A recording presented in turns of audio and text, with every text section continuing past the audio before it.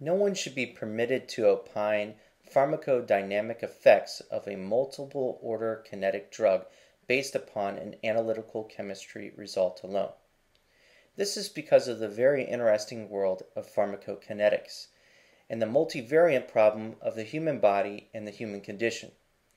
The analytical chemistry result must be equated not simply to symptomology, but uniquely to it, meaning that the use of the drug uniquely and to the exclusion of all other reasons produce the observations of the marked diminution of dexterity, marked diminution of cognitive functioning, or marked diminution of psychomotor function.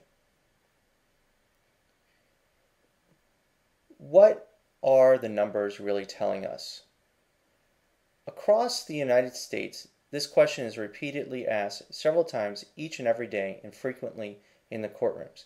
Frequently, the answer is very wrong, even from experts. In a typical scenario, blood is taken 1 to 2 hours after the motor vehicle stop and reveals a magic number of, say, for example, 70 nanograms per milliliter of alprazolam, which is Xanax. There's no alcohol or other illegal drugs were found in the motorist, and he had a valid prescription for the Xanax in the typical case. The officer now has this analytical chemistry result, but the ultimate question of impairment is not that easy to divine. If you knew nothing about the world of pharmacology and you were presented with a seemingly large number, such as our example from the analytical chemist examining the drug inside the person's system, then you may think this was a driving under the influence of drug case. But is that necessarily so? Is this a fair conclusion based upon this single data point? There are limitations to analytical chemistry and what it can tell us. Analytical chemistry is the constellation of preparative and instrumentation steps of an assay, meaning a testing method, that results in a reported qualitative measure of the drug and a quantitation of only that drug in the body at the time of the blood collection. Analytical chemistry inherently does not take into consideration pharmacodynamics. It is the end result of a process that depends upon the input it is given. Blood draws do not happen concurrently with driving, and therefore, at most, it is a measure of the drug's presence and amount in the blood at the time of the blood draw and not truly reflective of the time of driving necessarily. Stated differently and more simply, the human body itself is unique to its individual owner, and variations can impact the value of the analytical chemistry result and its later interpretation as to the drug's effect in this unique human being. That's what we call pharmacodynamics. Is the 70 nanograms per milliliter level low, high, inside or outside the therapeutic range? Those are the typical questions that need to be answered. Is this value likely to produce significant impairment? Did the combination of this drug plus others taken, such as over-the-counter sources, produce a synergistic, meaning additive, or antagonistic effect? Well, analytical chemistry alone cannot answer these questions relevant to impairment. Each person is different. Mama was right. You are like a snowflake. You are a unique person pharmacologically and respond to the effects of a drug in a unique pharmacodynamic manner. From a strict analytical chemistry to pharmacology point of view, having a magic number alone cannot prove impairment in a DUI case. Not ever. Not once. This is where pharmacology comes into play. However, there are limitations and conditions precedent even to pharmacology. Even a trained, clinically experienced pharmacologist has limitations of his or her interpretation of the analytical chemistry result as related to pharmacodynamics.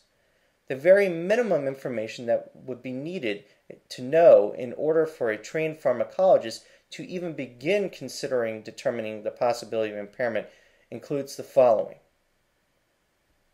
Number 1. In the case that the police officer made observations of dexterity difficulties, cognitive functioning issues, or psychomotor dysfunctioning, or even if he or she attempted to perform a completed DRE evaluation, the officer or later expert must have information that the motorist is in fact, quote, normal, meaning that the person is free from any medical preconditions that could be confused for impairment. as it is the basic assumption of any observation that there is a noticeable change from the person's homeostasis. There first must be known and established homeostasis to establish deviation from it. One cannot fairly assume that the person is normal and dexterous or cognitively quick or psychomotor function coordinated. There are many people in this world who simply are not. Number 2, the officer or later expert must be privy to the person's pre-existing physical or mental conditions and then must rule out any and all of them as possible contributors to perceived observations that are later interpreted as impairment. Number 3, the officer or later expert must be privy as doctor to prescribe the medicine to begin with, so as to be aware of this person's unmedicated state. It is an assumption that without the drug, that the person would not be impaired. Therefore, this data of this person's unmedicated state is necessary to rule out the possibility that the perceived dexterity difficulties, the cognitive function issues, or the psychomotor function dysfunction were due to an inappropriately low dosing and therefore that the person appeared impaired when in fact they were not.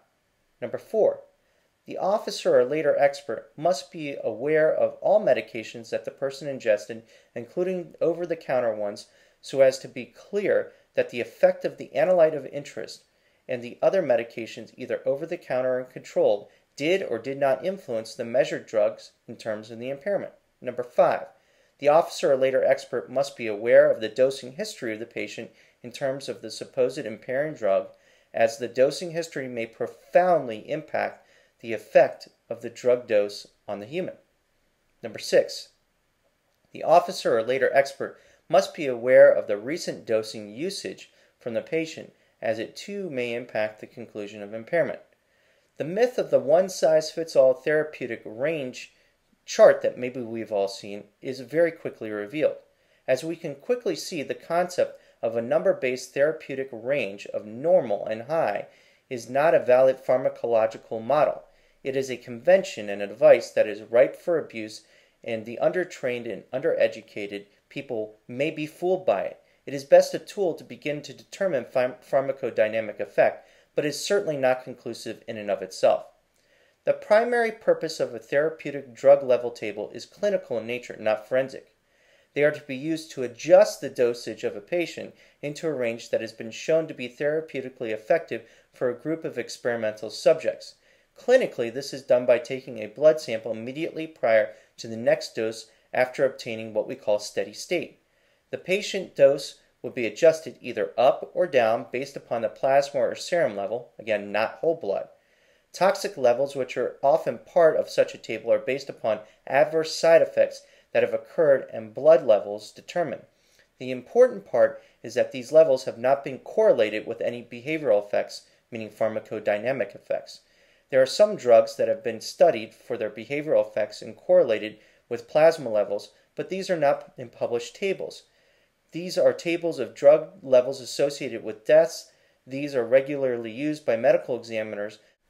There are tables of drug levels associated with deaths, and these are regularly used by medical examiners as but one of many possible factors to help assign a cause of death based upon the totality of the circumstances. But they certainly are not used alone to determine a cause of death. No one would do that. Too many factors need to be considered before we can even talk about impairment, such as, was this a single dose event? Was the person on a maintenance program, such as the case of methadone, Xanax, or lorazepam, for example? Was the person in the absorptive phase, peak, or elimination phase at the time of the measure? Was the person in the absorptive phase, peak, or elimination phase at the time of driving? What was the potential impact of the drug on the motorist in terms of dexterity, cognitive function, or psychomotor function? Is the analytical chemistry result at the time of the blood draw even relevant at all? Most importantly, the complicated question of retrograde extrapolation is even trickier in the case of a multiple order kinetic drug. Most undereducated experts who testify before the courts have made the assumption that most therapeutic drugs are eliminated by first-order kinetics alone. In fact, Many therapeutic drugs are eliminated by second and even third order kinetics. Some highly lipid-soluble drugs like THC is in fact a fifth order kinetic. The important point is that the terminal phase of elimination can be described by first order kinetics. With only one point in the elimination curve, we have no idea where the value fell at all, if it is even in the elimination phase. For the sake of further discussion, let us assume that the drug has a second order kinetic property, and 1 point is taken in terms of an analytical chemistry result. We are not sure whether it falls on the first slope, that is usually continuation of distribution, or the second slope, which is the terminal phase of elimination. This is why the best practice, if one wanted to be sure, would be to take no less than 8 serial draws of a person's blood over an extended period of time to have enough data to fairly determine, based upon this data, where the person is on the dose-response curve, how they are clearing the drug from their body, and all the while making concurrent observations of that same person's physical, cognitive, and psychomotor function at those times. The difficulty of opining with simply one data point of the provided analytical chemistry result at the time of the blood draw back to the true analytical chemistry result that matters in the measurement that happens at the time of driving and the true pharmacodynamic impact at the relevant time of conduct, again driving, concerns the interplay of pharmacokinetics of drugs that are not zero-order kinetics, such as true with ethanol. The pharmacokinetics of drugs other than ETOH involves a very complicated internal process of the body. Pharmacologists spend many years studying pharmacokinetics and dose response. The issue of half-life and the steady state truly illustrates the danger of relying upon assumption inherent in the quick reference charts and a certain measured amount of a drug is beyond the therapeutic range and therefore impairing. Further complicating the issue is the idea of pharmacogenetics. There is a wide spectrum of response in terms of dose and response that can be of a genetic, physiological, pathophysiological, or environmental origin. Also, there is an additional dimension. There can be a wide spectrum of drug concentration in the blood after application of the same dosage between different people. Pharmacokinetic and pharmacodynamic variations can appear at the level of drug metabolizing enzymes, such as cytochrome P450 system, drug transporters, drug targets, or other biomarker genes. Pharmacogenetics is a very relevant forensic consideration in both pharmacokinetics and pharmacodynamics, yet isn't addressed typically in a DUID case. The myth that based upon the analytical chemistry result we can fairly conclude that someone took one too many is just absolutely not true. It is simply scientifically and pharmacologically irresponsible to conclude that simply and solely because of an analytical chemistry result that the person must have taken too many or went beyond the prescription. When the patient is taking a medication on a regular basis, there is an ongoing process of drug absorption in the form of each dose of the drug and concurrently an ongoing process of drug elimination. Eventually, there comes a point when the amount of drug going in is same as the amount of drug taken out. This is what is referred to as the steady state. It takes somewhere between 5 and 6 half-lives for a medication to reach steady state. Thus, medications with short half-lives reach steady state relatively quickly, while those with long half-lives take a long time to reach steady state. When the drug reaches steady state, these effects can be either attenuated or completely absent. Unwanted side effects, such as impairment from a particular compound, are a great deal more acceptable if they only take place on the way to steady state, meaning that they're transient. However, as is frequently the case in DUID prosecutions, where we simply have a single number that provides us with the amount of the drug in the blood, presumed it's done correctly at the time of the blood draw, notice I didn't say at the time of driving, how do we know if we've not achieved steady state, or how do we know we are on the way to steady state? More importantly, with a single number and without the benefit of the clinical notes and observations of the prescribing physician, how do we know that the analytical measure does not represent successful achievement of that steady state, the desired state where there's no impairment? If we only have one data point on a graph, how can we ever honestly elucidate these important questions? As one can see, it's not possible to predict where an individual person is on the dose-response curve without serial testing. The therapeutic amount of a specific drug may vary fourfold universally across the population. A therapeutic amount for a certain particular person may represent a lethal amount for another person. With the exception of ETOH, all other drugs are non-zero order kinetic drugs and are interdependent of the concentration of the reactant. The rate equation of the reaction within a multi-step system cannot be deduced from the coefficients of the overall response as a whole. Therefore, retrograde extrapolation is nearly impossible or fraught with peril. Remember, it takes 5 or 6 half-lives to eliminate 97% of the analyte of interest in the system. Add to that the issue of chronic dosing or reuptake, perhaps not in the uniform times necessary in order to achieve steady state, and you have a very complicated picture. Some folks, when dosed with the same amount of drug in the same drug, will react entirely differently than others.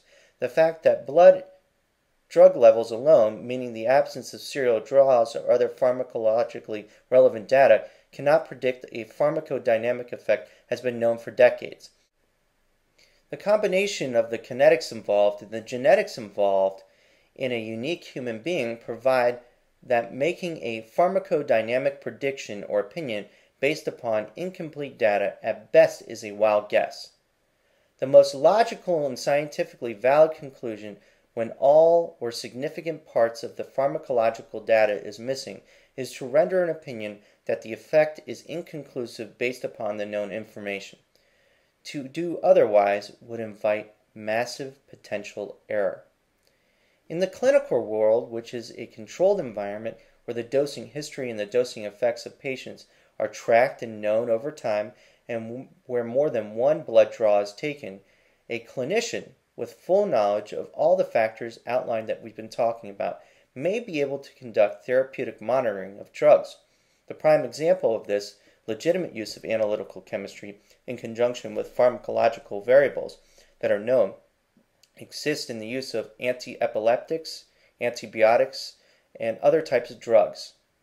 Again, if dealing strictly on the pharmacological level in terms of the conclusion of impairment without a context or a baseline of comparison, it is not scientifically or pharmacologically responsible to conclude impairment based upon exclusively the analytical chemistry result. This is especially so with the presence of SSRIs, or selective serotonin reuptake inhibitors, or serotonin-specific reuptake inhibitors. SSRIs are found in antidepressants used to treat depression, anxiety disorders, some personality disorders, and occasionally insomnia. So the conclusion of all of this is that there is an extreme limitation to analytical chemistry. The idea of simply and solely using the analytical chemistry result and being able to determine impairment is a dangerous suggestion. The idea of interpreting the analytical chemistry result with an eye towards opining impairment is a very complicated task that should be reserved to highly trained pharmacologists who have years of clinical experience with that particular drug impairing substance, and only then with complete and total relevant clinical data to that unique person. Without knowing all of the necessary prerequisites outlined throughout this vlog, meaning the retrograde extrapolation into the entire issue, into the relevant time, meaning the time of driving, and then later predicting pharmacodynamic effect at that time is at best guesswork and at worst a fool's errand. This number produced the analytical chemistry result without the entire relevant rich contextual history that goes into the clinical assessment. The overall significance of random numbers is what it ends up being. In essence, a lottery number. In conclusion, there is a severe limitation to analytical chemistry. The idea of simply and solely using an analytical chemistry result and being able to determine impairment is a dangerous suggestion. The idea of interpreting the analytical chemistry result with an eye towards opining impairment is a very complicated task that should be reserved to only highly trained pharmacologists who have years of clinical experience with that particular drug that is hypothesized in this case to cause impairment, and only then with complete and total relevant clinical data to that unique person, without knowing all of the necessary prerequisites as we've discussed. Meaningful retrograde extrapolation to the relevant time, meaning the time of driving, and then later predicting pharmacodynamic effects at that relevant time, is at best guesswork and at worst a fool's errand. This number produced, meaning the analytical chemistry result, without the entire relevant, rich clinical context, truly has the overall significance of random numbers chosen in a lottery drawing. Essential to this exercise is the need to connect the apparent physical, cognitive, and psychomotor manifestations directly and most importantly, uniquely to impairment as opposed to homeostasis, which most government experts or roadside officers cannot do based upon the limited data that is available to them. Recognize this basic flaw and limitations, especially with respect to polysubstance abuse. The very bottom line is this: each person is different. Mama was right. You are like a snowflake. You are unique pharmacologically. From a strict analytical chemistry point of view, as then later interpreted to include pharmacological effect, having the magic number alone cannot prove impairment in a DUI case. Not once, not at all, not ever.